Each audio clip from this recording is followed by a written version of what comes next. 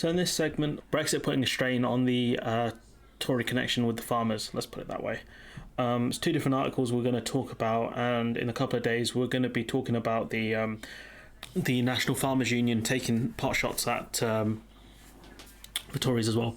So Lincolnshire arable farmer Andrew Ward voted Conservative in the 2019 election, but now he has changed his mind. He goes, "I will not be doing that next time, that's for sure," said Ward, 61. "I wonder if a change in Tory leadership candidate would change his mind.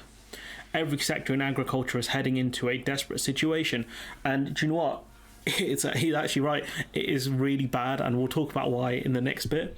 Ward is not alone. While the Conservative Party, with its strong rural base for centuries, has been known as the farmer's friend, a series of post-Brexit issues, so a labour shortage caused predominantly by the end of freedom of movement, trade deals unfavourable to agriculture, so the Australia deal and the New Zealand deal massively damaged the agriculture industry, and the slow rollout of drastic changes to financial support from the government. So this is the former EU subsidies, which the farmers were promised that there would be, these things would carry on okay.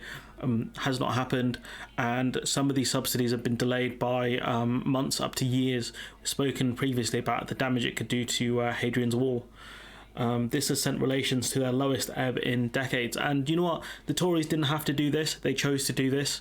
So if you're a farmer listening, they chose to cut you loose and cause these problems.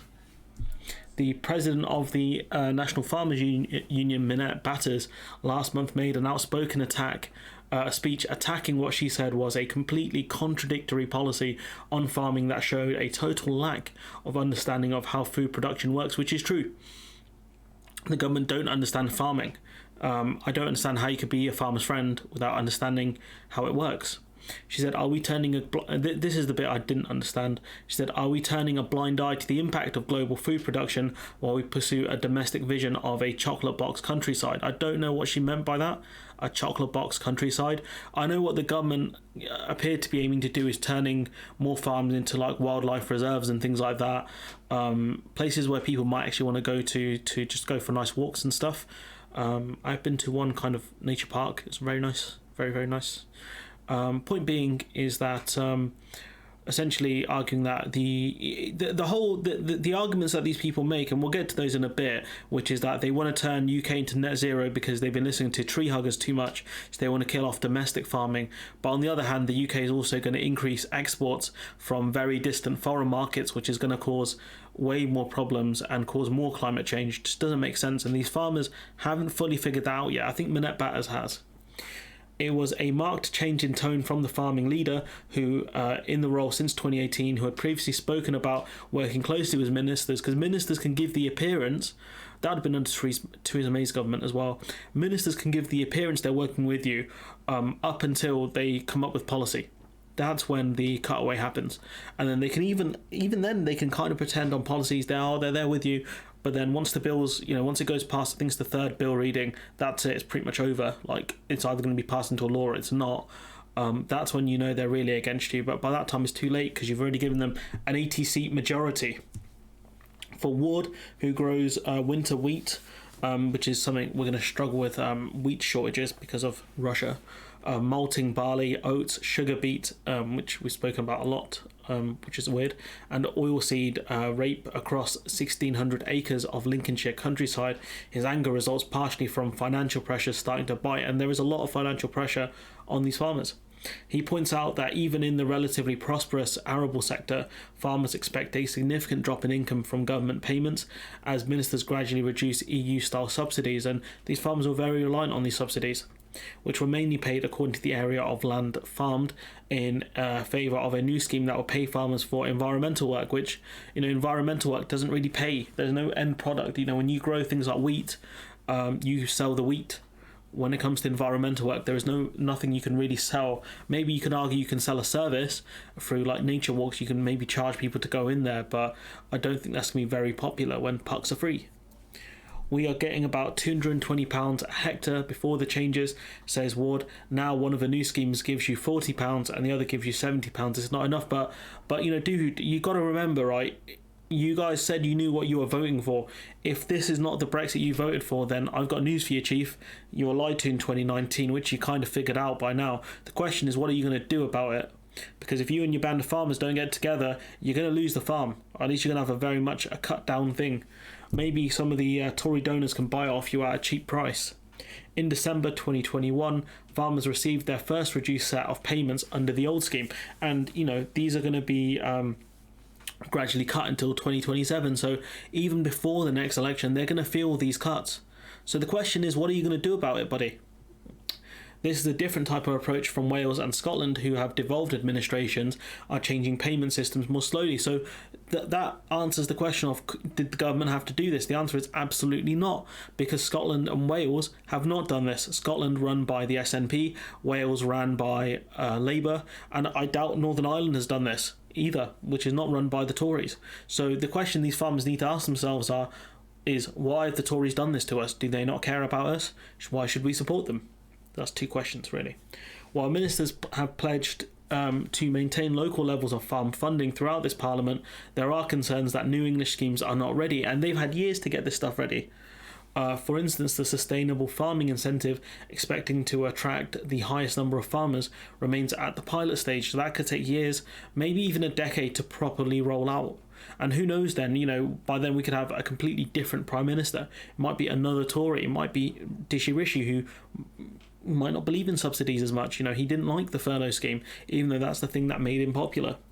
The reduction in basic payments is hitting home for farmers, and this is them facing reality. But the thing is, this isn't even the harshest reality they could face, because the subsidies are being cut down gradually, not all in one go.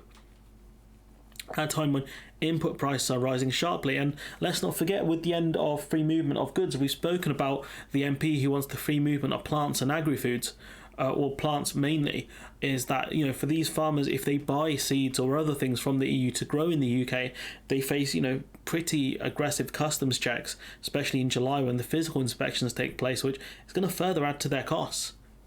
So there's going to be, even at the end of this year, that it's going to be more expensive than it is now, or should I say this time next year it's going to cost them a lot more for certain input costs.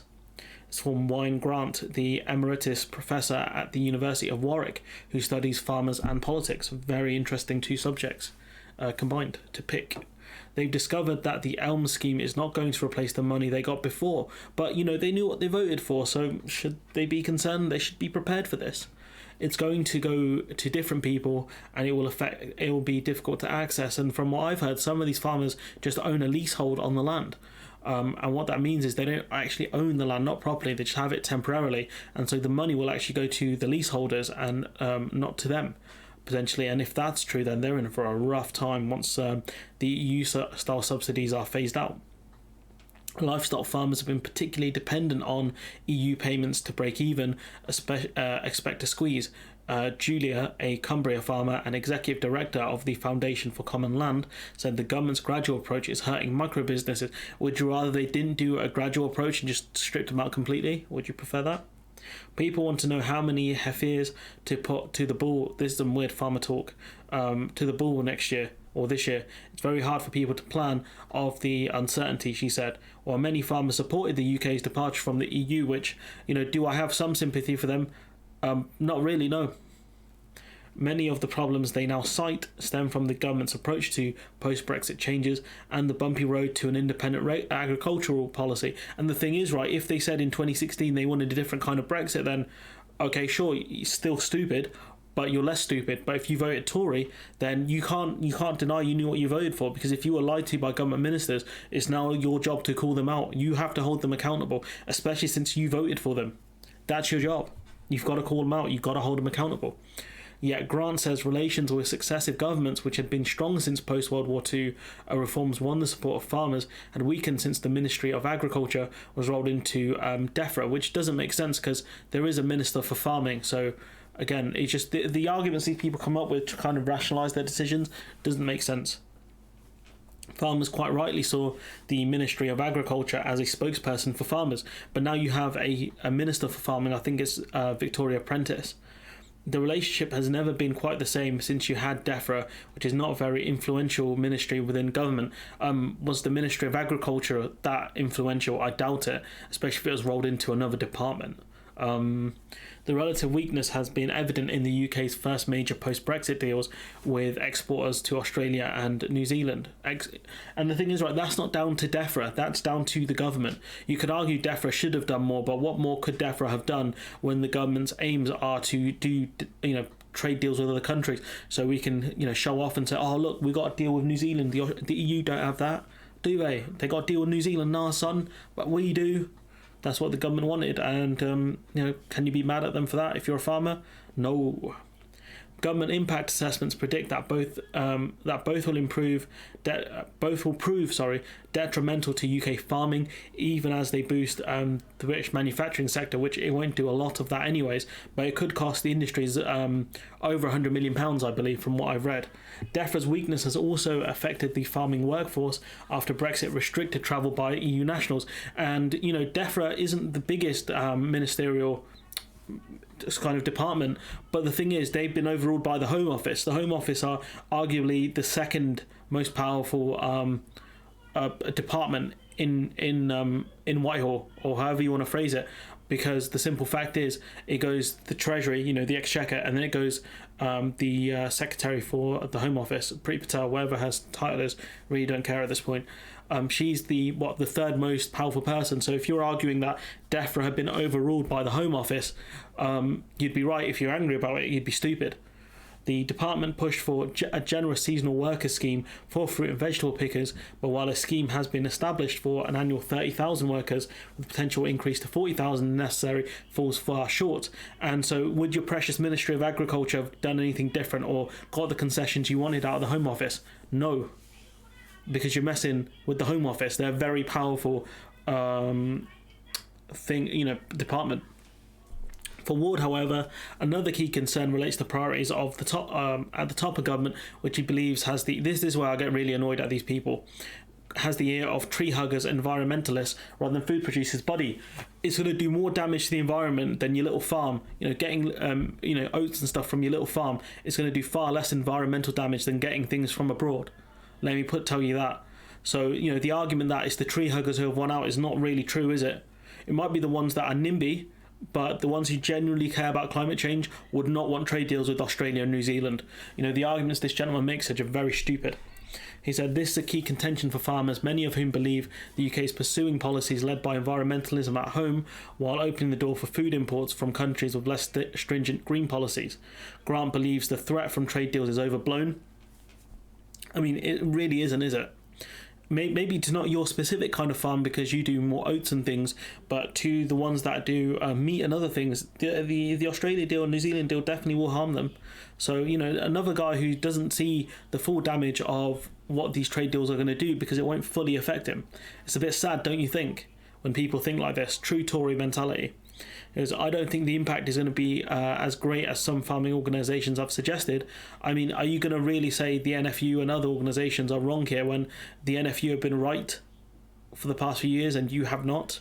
The big one would be the US, but I don't see a deal with the US materialising anytime soon. You're not wrong there because of Joseph R. Biden, but we are desperate for one. Some farmers also fear the new payment scheme, parts of which are dedicated to green enhancements across the large areas of farm, will favour wealthy landowners over ordinary farmers. Ironically, a key criticism of the EU's common agricultural policy. That's something I didn't know about. That was a key criticism, but evidently that situation is going to get far worse. But you know what you voted for, right? George, Environment Minister, has been keen to emphasise that Elms will take on board farmers' feedback, but given that it's still in the pilot phase, it's good you're going to take on farmers' criticism, but it's going to further delay the rollout of these schemes, which is further going to impact farmers. I'm not saying that's necessarily a bad thing, but given that these subsidies are going to be cut year on year, it is necessarily a bad thing. Mark Tufnell, president of the Country Land and Business Association, which represents landowners, believes DEFRA is suffering from a communication problem rather than with underlying policies. That's a bold statement right there. I would say they are struggling with underlying policies, considering they want to cut the subsidies. A bold statement, though, from Mark Tufnell there. Farming Minister Prentice. said food production and environmental protection must go hand in hand, which she's not wrong about. She says our new schemes will support the choices that individual farmers make for their own holdings and will help boost productivity. But when you're incentivizing environmentalism over farming, you're not really giving farmers much of a choice, have you, given the tight margins that farms run on as is? Especially with the end of freedom of movement and these farmers struggling to get in the staff they need, environmentalism is far easier, because after a while you don't really have to do much apart from minor land management.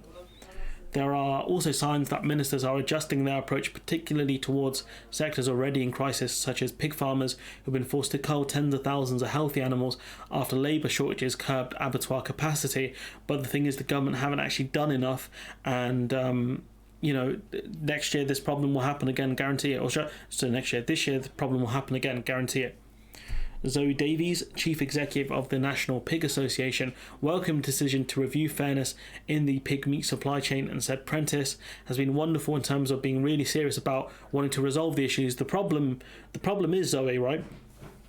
Prentice can tell you all you want to hear, oh yeah, we're going to work really hard to over all these issues and stuff like that, but when the Home Office are desperate for a situation where you're going to train people at home, which, people in the UK don't want to be butchers for the most part by the looks of things, so you need to get people in from abroad because they have the expertise to take up these roles and, the desire to actually do these jobs, right?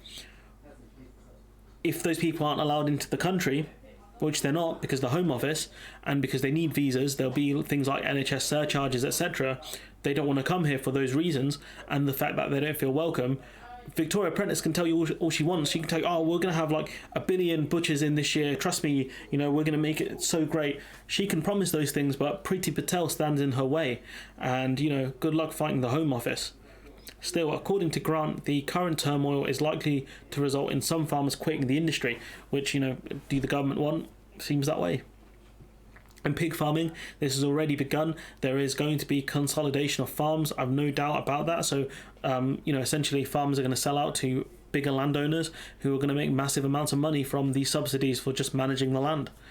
At the same time, he highlights the depth of links between farmers and the Tory Party. A lot of their activists, constituency chairs and branch chairs are farmers or have a connection with the industry. He said large arable farmers in particular have been the most consistent Conservative voting group. And how has that turned out for you, Chief? Is it good? Are you enjoying the fruits of your labour? Are you enjoying what you have sowed? Because you sure don't seem like it. Yet for Ward, ministers have yet to demonstrate the priorities that would resolve his previous positive view of the party. They need to value farming and food production and the expertise it comes with. Well, evidently they don't, pal. And you've listed multiple issues here, right? Up here about what the problems you're facing are. Labour shortages. Freedom of movement isn't going to come back. So what does that mean for your industry? You're going to struggle. Yeah, you can put farm workers and butchers on the visa shortlist or the emergency shortlist. Still not going to resolve the problem though, because you still have problems getting these people here. And the other thing is, do these people feel welcome here anymore when they need visas, when they can go to other countries like Germany, to Denmark, to do those same jobs? Or stay where they are. They could easily stay where they are. Where is that incentive to come to the UK when you have so many problems coming here? Why would you want to do that? The trade deals, these are active trade deals that the government is seeking to do with countries that are strong agriculturally. New Zealand and Australia are not agricultural superpowers per se. You'd say that'd be more, I think, Brazil and the US, but they are agricultural powers, and we are doing trade deals with them actively in the knowledge that this will impact the agricultural sector. Yet, you don't seem very concerned by these things, or at least, you're not considering voting for someone else. And obviously the slow rollout of subsidies, which is a massive problem for them, because that's direct money in the bank for them, which they won't be getting as much of. So the question that I asked Mr. Ward and a bunch of others is, what are you going to do? You got a bit more here that I want to talk about. It's from the Express, saying all they want about the environmentalists is birds, bees and trees. Well, the birds and the bees have got Boris Johnson a lot of trouble over the years, cost them a lot of money. They have. They don't want food produced in the UK. Maybe that's the Tories, but why are you voting for them then? Farmer and writer Joe Stanley asked in a post on Twitter, when will the government start to work with British industry? I mean, they're not, because they don't really care about British industry unless you donate a lot of money to them. You guys have, these farmers have helped them on the ground, with actual campaigning and things like that, and they've got no support. He described the following as a good summary of where farmers stand today. Support is being slashed, standards costs are increasing, and there's a huge competition from trade as well as huge labour shortages. He stressed all this is clear. Policies are muddled, creating more uncertainty rather than the clear support that was suggested.